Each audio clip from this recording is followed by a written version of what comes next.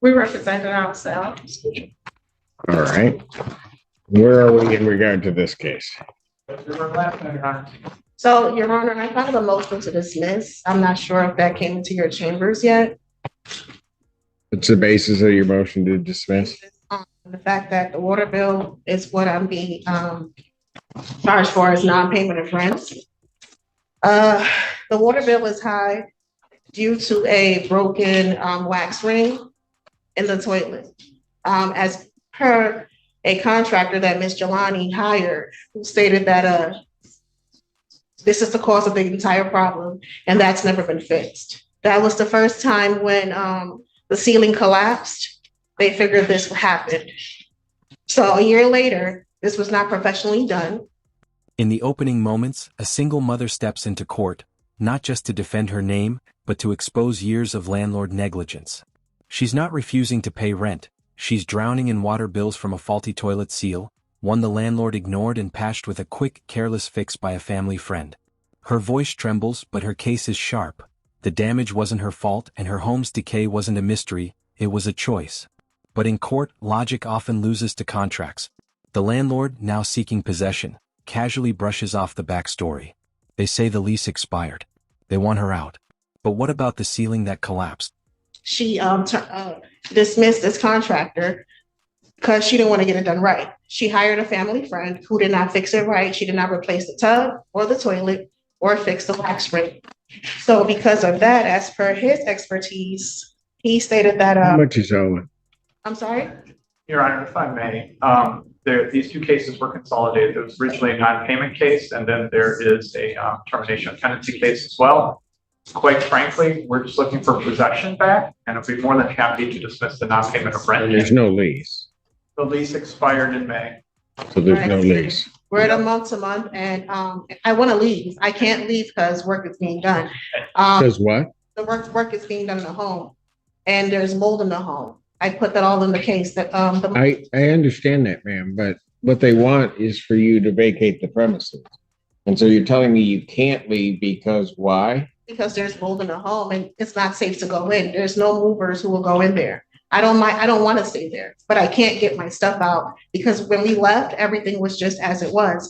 And it's been that way since August till today. So till today, work is not being done. If you go in there, from what a mover I did send over there saw, the floors are missing. They're not going there. It's not safe. Your Honor, a little context maybe to help the court. If the court recalls, back in August, there was a loss at the premises. The defendants vacated. The only thing remaining really is their personal possessions. And that's really all we're trying to get is their personal possessions. And I can definitely do that as long as it's safe to go in for someone. I'm not gonna get sued for. Well, who said it's unsafe? A couple of things. There's a sticker on the doors. What sticker? There's a sticker. If I may, Your Honor. There's a sticker on the door by the fire chief. Do not enter the property unless you're working on it. Correct. Right. Which means that you can enter the premises. Right. They can enter the premises to do work or to move, but companies are not willing to go in like that. I had one company call before.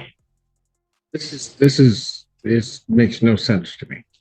They won't go in. Disagree, Your Honor. If again, some context, when the loss occurred, they shut off the water because it was a water damage issue. The water and that. I don't even need to know that. Okay. When are you going to get your stuff out? As soon as they're done working on the property. Or as no, it doesn't work that way. Okay. You've got to get your property out. Absolutely, but no one will go in there and take it out because of the status of the home. Who? Your Honor, my clients don't even have keys. The only keys there's are a lockbox on the door, and she has access to the property. She doesn't. My client doesn't have any access. We're just trying to get the property back. And I will gladly give. Why are you guys talking over each other? I'm sorry. I have repeatedly requested just a date or a time frame to get stuff out, and I'm still not done.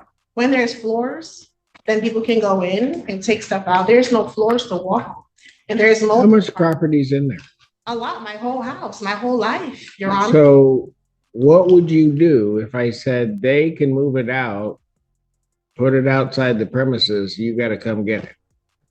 That wouldn't be fair. 'Cause Pardon? That what? It wouldn't be fair because It wouldn't be? my whole life is in there, Your Honor. I have to pack my stuff, my children's stuff. People just coming in and just taking your stuff out. But you can't just sit there and not do anything. I'm not, sir. I'm looking for someone who is willing to go in there and remove my items. Then what you need to do Okay. is I'll pass it, take a break. You need to call. I want to know who you called. Find somebody before you leave here today. Thank you, Your Honor. This case isn't about money, it's about survival.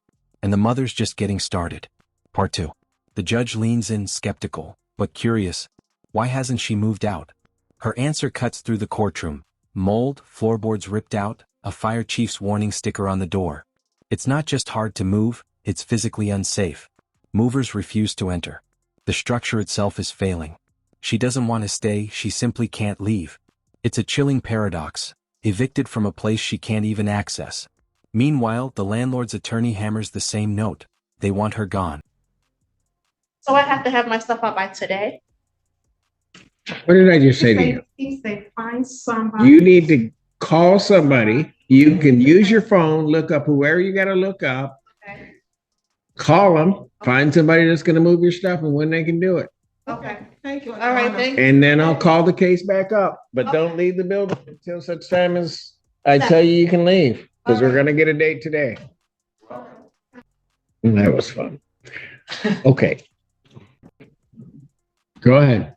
So I called several companies and they posed a very valid question that I forgot to bring up. Where will you be taking your items to now? I don't have any place to take it because I'm displaced because of the landlord's negligence to fix the housing, the ceiling collapse. So I'm in a hotel with 4 children. I have nowhere to take it. That's one thing. I need time to find a place. I've been looking since May and even more now in August, and nobody wants to rent with me because they're like, you know, you have an eviction. So I did ask though. I said, well, if I had to move the stuff, could you come? There's mold present. 2 men in a truck said no, they're not doing it. I can call, put Debbie on the speaker. This side up moving said absolutely not. That's via text because of the mold present. A third party, he says he has to see how bad it is, but with mold, he can't send his guides in there.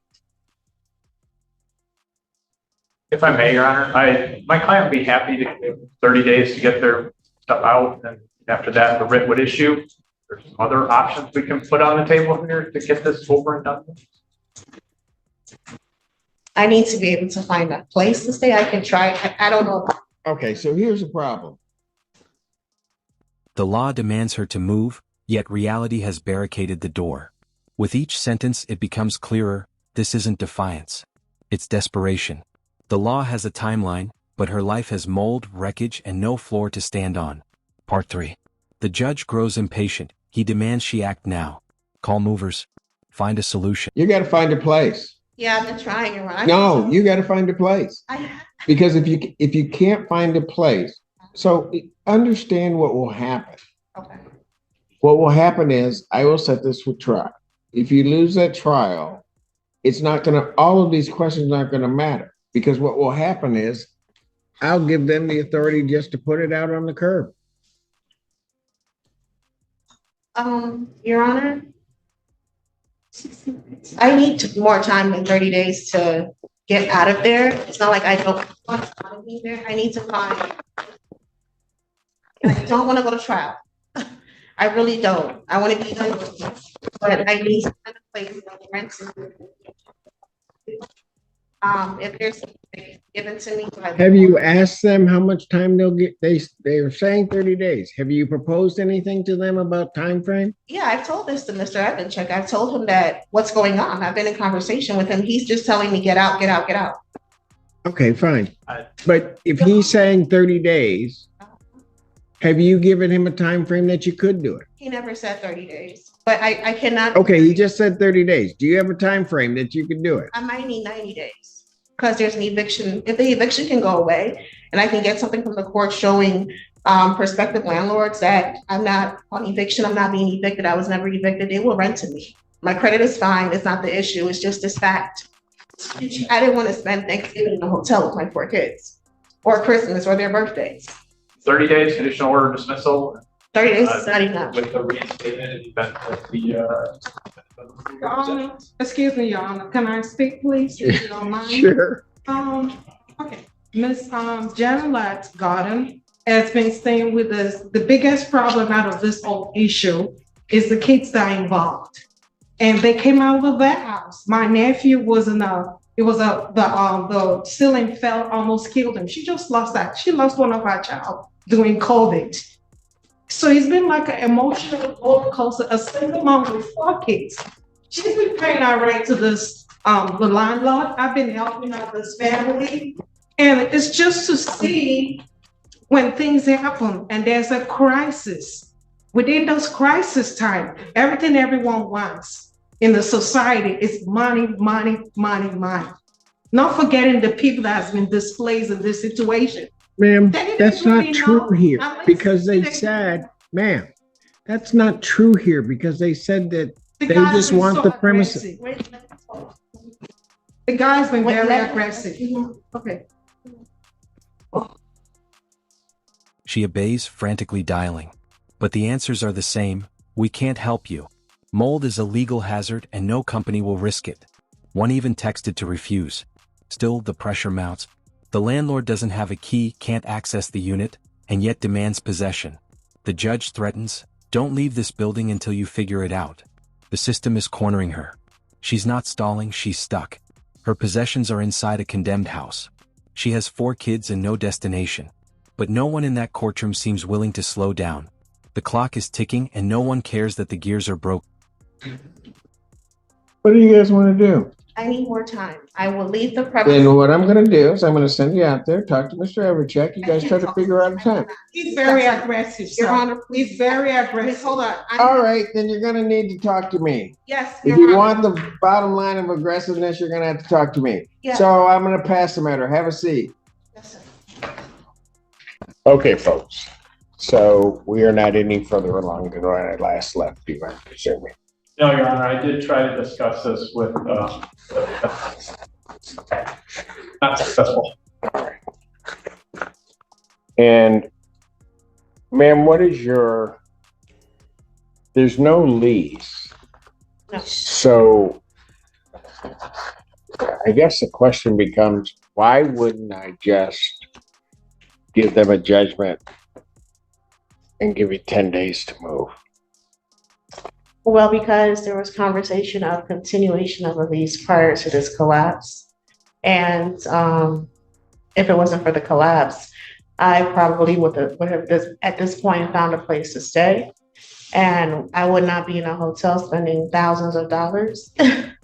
And we wouldn't be here at all. And there would be no eviction. And I would have been able to get a new place smoothly and have my family safe and happy. But you understand that I really don't, other than maybe a few equities that fall to your side, have a reason to delay it. I mean, here's the reality of it. The reality is you're going to need to move. Yes. All right. So from my standpoint, it's the issue of time. And you're saying you need 90 days. At least, sir. Well, that's not going to happen. I mean, I can tell you, I'm not going to issue a judgment for 90 days. Is rent being paid? No, because the property is not habitable. Got it. There is rent in escrow from when this originally started as a non-payment. Paid $2,500, so we would ask that be my client. No. If it wasn't for the landlord's negligence, we wouldn't be here to begin with. Okay. Well, I can solve the escrow issue right now. I'm not returning it to anybody right at this moment. Okay. Because the issue is a move out. All right, so how much time can you allot me, Your Honor? Because I mean, there'll be another case with the situation of the housing and all, but right now they want possession. So what's the max amount of time you can give me, knowing that no one is willing to come and move my property? And also knowing that I cannot find a new place within the state of Michigan with the open eviction under my name. Well, let me answer it this way. I try to resolve these in a fashion where it is beneficial for both parties. All right. And let me ask you this. Would you be able to get this all arranged in 30? She returns to court empty-handed, not from laziness, but from impossibility. The moving companies ask the most basic question: where do we take your stuff? And she has no answer. With no stable housing and 4 children crammed in a hotel, she's a mother displaced by destruction, and now punished for it. Since May, she's begged landlords to take her in, but an active eviction chokes every opportunity.